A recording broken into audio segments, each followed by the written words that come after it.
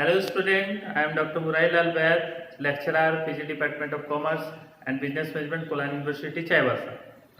अभी मैं MCom sem 1 की क्लास वीडियो क्लास ले रहा हूं और ये बीकॉम सेम 5 के लिए भी उपयोगी क्लास है। कैपिटल बजटिंग हमारा टॉपिक है और सब्जेक्ट है फाइनेंशियल मैनेजमेंट। आप लोग को बता देते हैं कि कैपिटल बजटिंग में पहले से 8 वीडियो लोड हो चुके हैं और ये मेरा आज कैपिटल बजटिंग का लास्ट वीडियो है जिसमें हम लोग लास्ट कैपिटल बजटिंग के एक टेक्निक को सीखेंगे। तो आप लोग ध्यान देंगे, हम लोग कैपिटल बजटिंग के लिए आज हम लोग पढ़ रहे हैं फाइनेंशियल मैनेजमेंट चैप्टर है हमारा subject topic capital budgeting. MCom sem 1 के लिए बहुत उपयोगी है, बीकॉम सेम 5 का भी कोर्स में है। आज हम लोग डिस्काउंटिंग कैश फ्लो की जो टेक्निक्स है उसका तीसरा नंबर हम लोग आज पढ़ रहे हैं, इंटरनल रेट ऑफ रिटर्न जिसको IRR बोलते हैं। ये टॉपिक इस मेथड की जो भी हम लोग अभी तक सीखे हैं, इससे पहले ट्रेडिशनल में 2 मेथड और डिस्काउंटिंग में 2 सीख चुके, 4 ये 5वां है और डिस्काउंटिंग कैश फ्लो में ये तीसरा मेथड।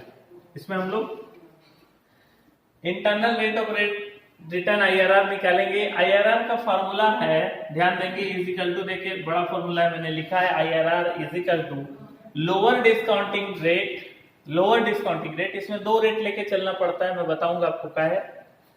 इसके बाद NPV at lower discounting rate divided by NPV at lower discounting rate minus NPV at higher discounting rate into difference in discounting rate. Difference मतलब एक मैंने लोअर रेट लिया, एक मैंने हायर रेट लिया। अगर लोअर रेट सपोज कीजिए 10% और हायर रेट 12% है तो 2% आ जाएगा डिस्काउंट। अगर मान लीजिए ये 15 है लोअर और ये 18 है तो 3% आ जाएगा, डिफरेंस लेना। तो ये है। तो अब मैं सबसे पहले आपको थोड़ा बता देता हूं कि इंटरनल रेट ऑफ रिटर्न क्या है।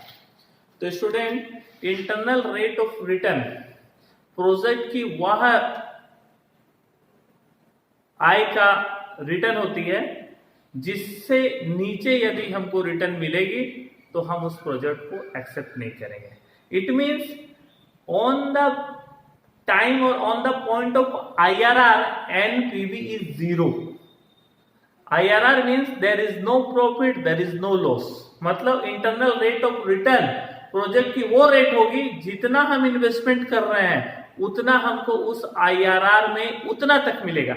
यदि मेरा प्रोजेक्ट का IRR जो निकला है और उसमें एक्चुअल जो प्रॉफिट मेरे को होने वाला वो ज्यादा होगा तभी हम एक्सेप्ट करेंगे। IRR is the break even point of any project, there is no profit, there is no loss। जैसे NPV 0 हो जाएगा वहां पे, मतलब जितना हमने प्रोजेक्ट के लिए सोचा कि प्रोजेक्ट में इंटरनल रेट इसीलिए निकालने के लिए यहाँ 2 डिस्काउंटिंग फैक्टर को लिया जाता है, एक लोअर रेट एक हायर रेट, ताकि हम एग्जैक्ट रेट पे पहुंचे कि इस परियोजना से हमको कम से कम कितना मिलना चाहिए। इसीलिए इसको इंटरनल रेट ऑफ रिटर्न बोलते हैं कि इसका इंटरनल रेट इतना। अगर इंटरनल रेट ऑफ रिटर्न से ज्यादा मेरा प्रोजेक्ट में प्रॉफिट है तभी हम उस प्रोजेक्ट को लेंगे। यदि इंटरनल रेट ऑफ रिटर्न से कम हमको उसमें रिटर्न मिलने वाला है, कम उसमें हमको प्रॉफिट का परसेंटेज है, तो उस प्रोजेक्ट को हम डिनाई कर देंगे, नहीं लेंगे। Internal rate of return is equal to where the NPV is 0, there is no profit no loss. वो हम लोग को IRR कहलाता, मतलब उसका मिनिमम दर कि उतना मिलेगा तब हम लॉस में नहीं रहेंगे, that is called IRR of the project. तो आप ध्यान देंगे, तो इंटरनल रेट ऑफ रिटर्न का मैंने मीनिंग आपको समझा दिया, इसको फॉर्मूला क्या है मैं अभी आपको दिखा रहा हूं। इसके बाद लेकिन IRR निकालने से पहले देखिए गौर कीजिएगा, मैंने लिखा है before calculating IRR first calculate fake payback period. Fake payback period क्यों निकालते हैं, हमको कैसे पता चलेगा कि कितना हमको डिस्काउंटिंग रेट लेना है। आखिर हमको 2 रेट लेना है, एक लोअर में जांच करेंगे और एक हायर में जांच करेंगे, लेकिन वो लोअर और हायर किसके आसपास होगा, किस परसेंटेज के आसपास, उसको पता करने के लिए हम लोग first calculate fake payback period. और फेक पेबैक पीरियड का फॉर्मूला देखिए, fake payback period is equal to initial cash outflow, मतलब दैट इज इन्वेस्टमेंट, जो पैसा हम लगा रहे हैं, divided by average annual cash outflow, जितना आएगा एवरेज।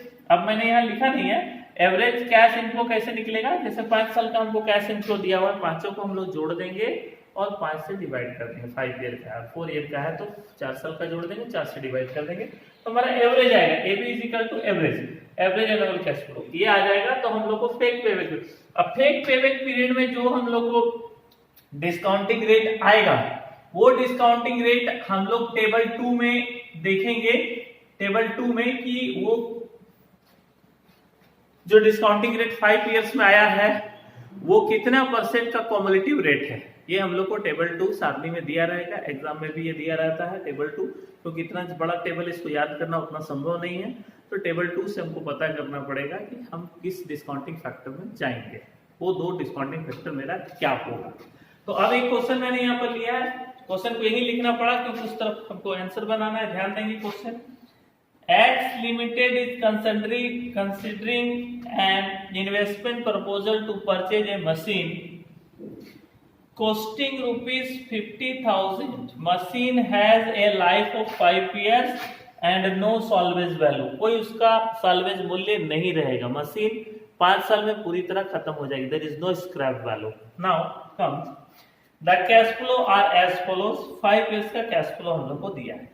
अब हम लोग को इसमें कैलकुलेट करना है, calculate IRR, internal rate of return.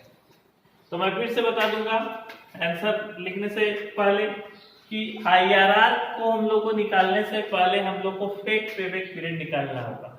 उसके लिए हम लोग को ये फॉर्मूला है initial cash outflow divided average cash inflow. देखिए मैं अभी ये आंसर यहां से बनाता हूं, ध्यान दीजिएगा।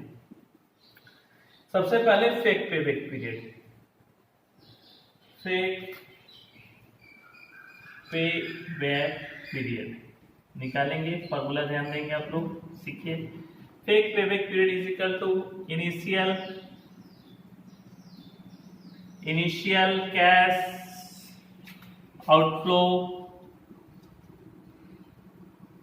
divided by average annual cash flow।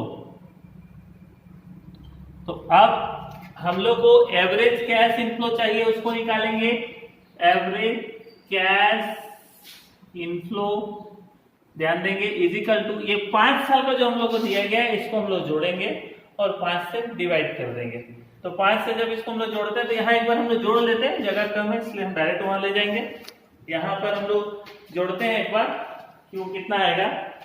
तो हम लोग का फर्स्ट है 10,000, सेकेंड है 10,692, थर्ड है 12,769, फोर है 13,462 and last one 20,385। It means 67,308 ये हम लोग को अवेलेबल हो जा रहा है। टोटल जितना भी हम लोग देख पा रहे हैं कि टोटल 67,308 एवरेज कैश इनफ्लो निकालने के लिए 67,308 डिवाइडेड बाय 5 क्योंकि 5 साल का था, डिवाइडेड 5 इज इक्वल टू 13,462 लगभग 13,462 लगभग अप्रोक्स आ जा रहा है 13,465। अब इसको इनिशियल कैश आउटफ्लो हमारा कितना है क्वेश्चन में 50,000 है हमारा कैश इनफ्लो। 50,000 से हम लोग डिवाइड करेंगे, 50,000 डिवाइडेड बाय 13,462। इसको हम लोग जब डिवाइड करेंगे तो हम लोग को ईयर्स आ जाएंगे। 50,000 डिवाइडेड बाय 13,462 that is 3.71। ये इनिशियल कैश हम लोग का 50,000 divided by 13,462 is equal to हम लोग का अवेलेबल हो जाएंगे 3.71 ईयर्स। ये अब हम लोग को देखना होगा कि टेबल 2 में किस डिस्काउंटिंग रेट में हमारा ये आता है टेबल 2 में ये एन्युटी फैक्टर हम लोग के कितने 3.71 के जो निकला है वो हमारे किसमें आएगा, इसको हम लोग को देखना पड़ेगा किस रेट में 5 ईयर्स में हम लोग को ये अवेलेबल है 3.71।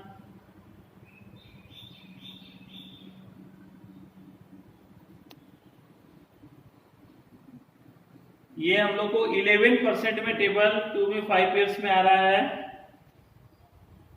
लगभग 11% में हम लोग को आ रहा है 3.696।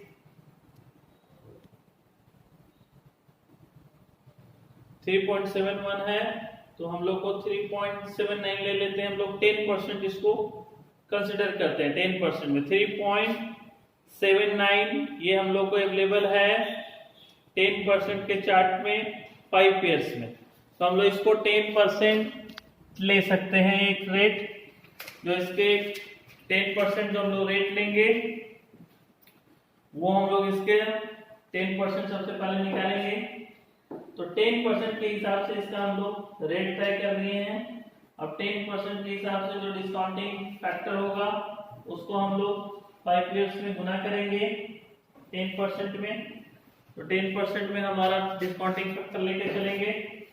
अब सबसे पहले हम लोग डिस्काउंटिंग कैश फ्लो बनाएंगे, इसमें टोटल नेट प्रेजेंट वैल्यू निकालना पड़ेगा। Calculation of present value,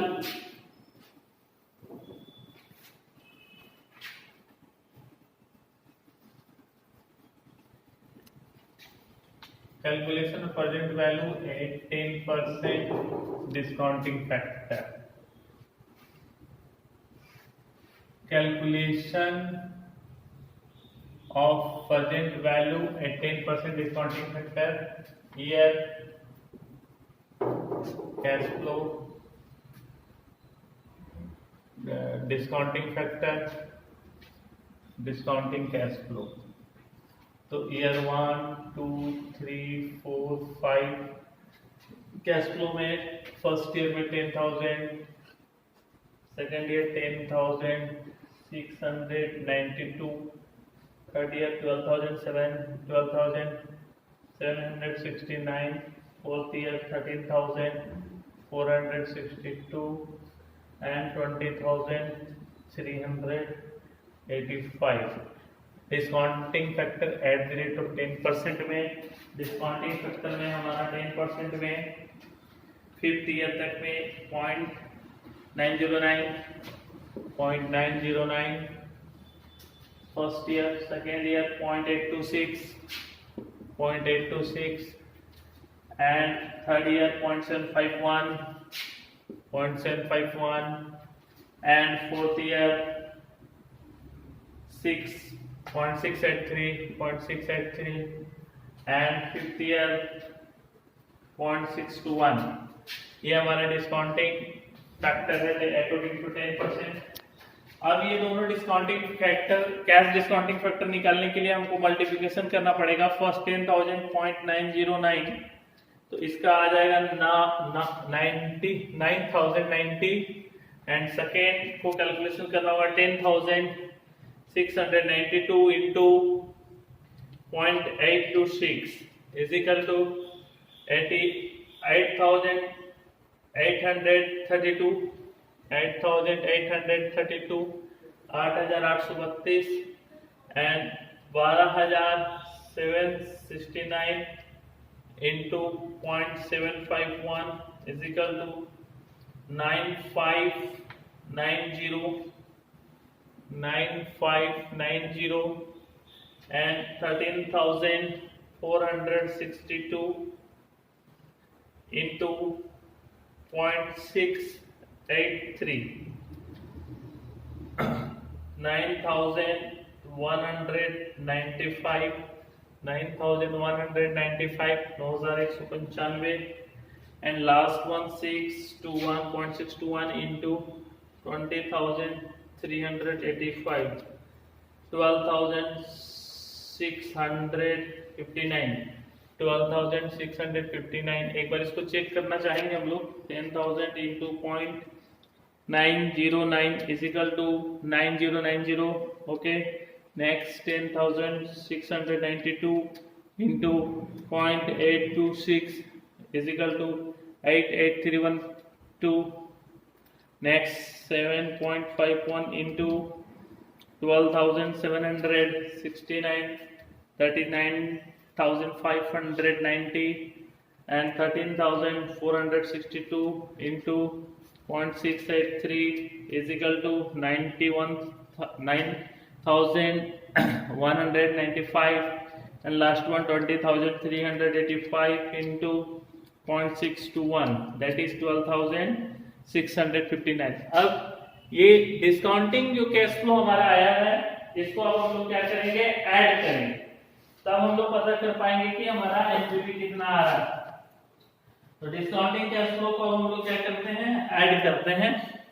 add करने में हम लोग देख रहे हैं कितना आ रहा है, 9090 प्लस 8832 प्लस 9590 प्लस 9195 प्लस 12,659 49,366। एक बार फिर से टोटल हम लोग चेक कर लेंगे। 9090 plus 8832 plus 9590 plus 9195 plus 12,659।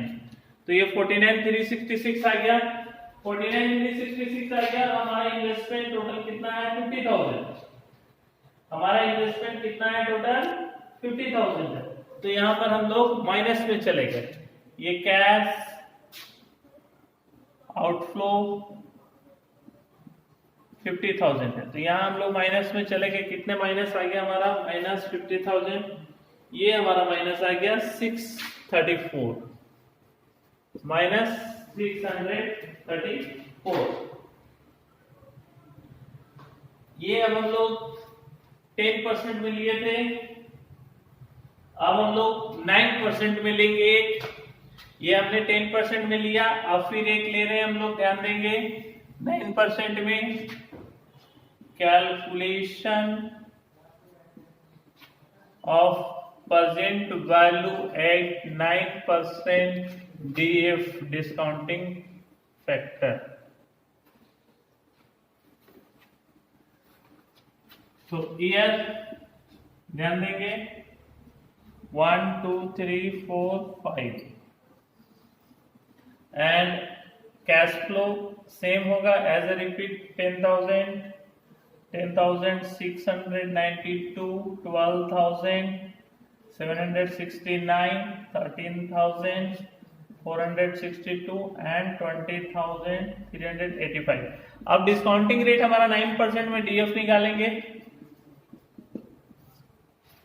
Discounting at the rate of 9% में हम लोग चलेंगे।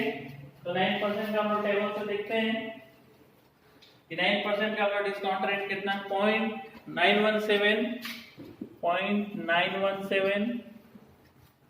And 0.842 next 0.772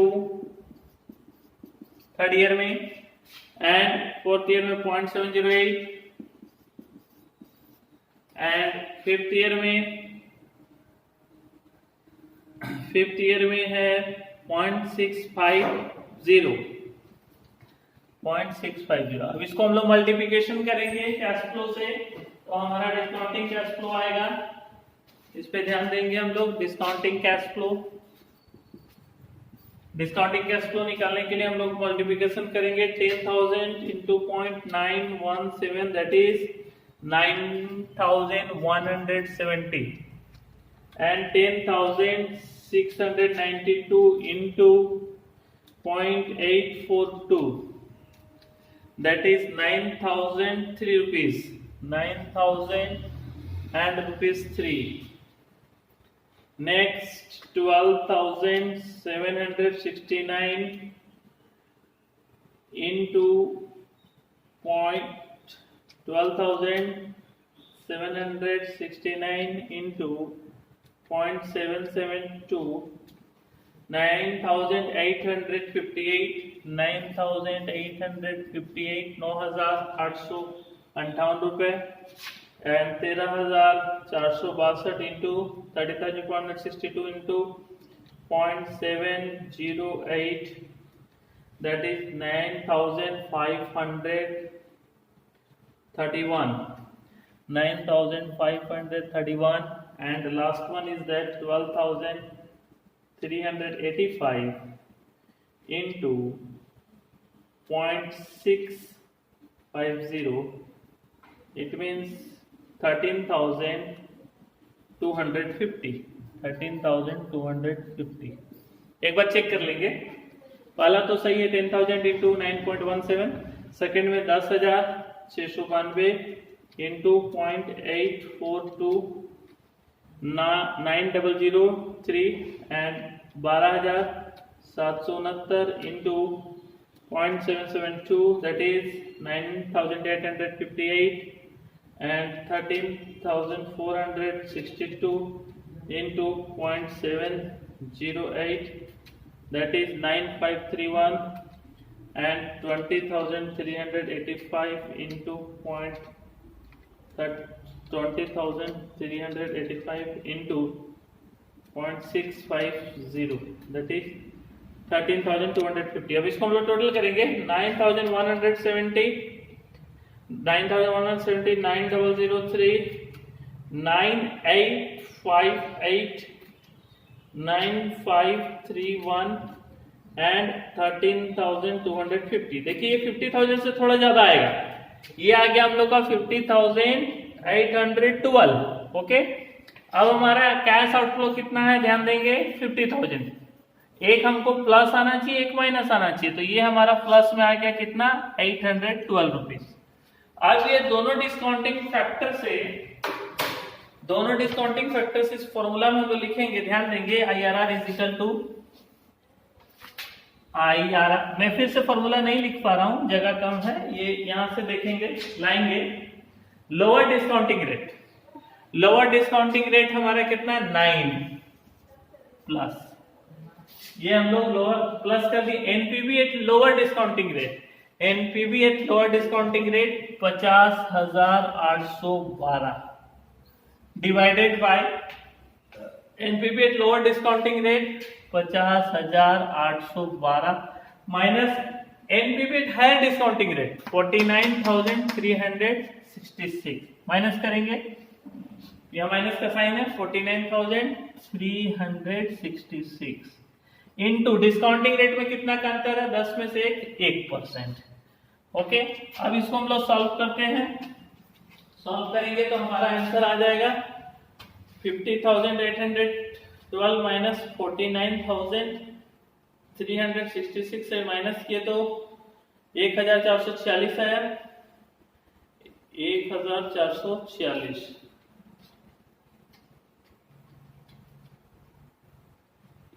nine plus multiplication solve करेंगे इसको हम लोग।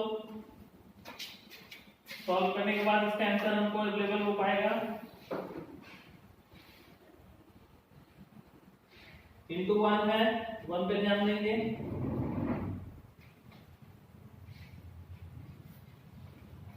इंटू 1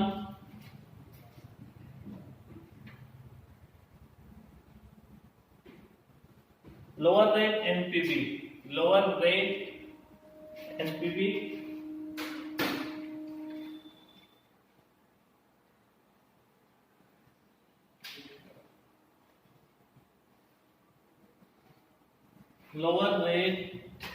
एनपीवी एक्चुअली फॉर्मूला में एनपीवी लिखा हुआ है, एनपीवी हमारा ये है। इस फॉर्मूला में थोड़ा एनपीवी पे ध्यान देंगे, नेट प्रेजेंट वैल्यू थोड़ा सा गलत हो रहा था, इसको सुधार देंगे हम लोग।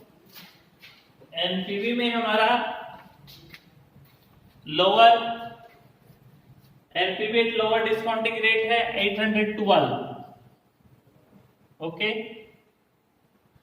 NPV at lower discounting rate 812 minus ये 634। अब इसको सॉल्व करेंगे, थोड़ा कुछ गलतियां इसमें थी उसको सुधार लिया गया है। हायर रेट में एनपीवी, लोअर रेट में NPV.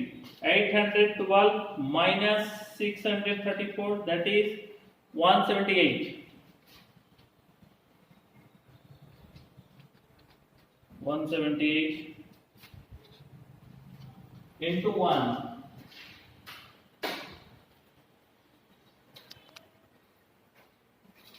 lower NPV minus higher NPV further subtraction minus plus that is also minus 6 minus plus 812 plus 634 that is 1446। 812 divided 1446 that is 9 plus 0.56 that is 9.56।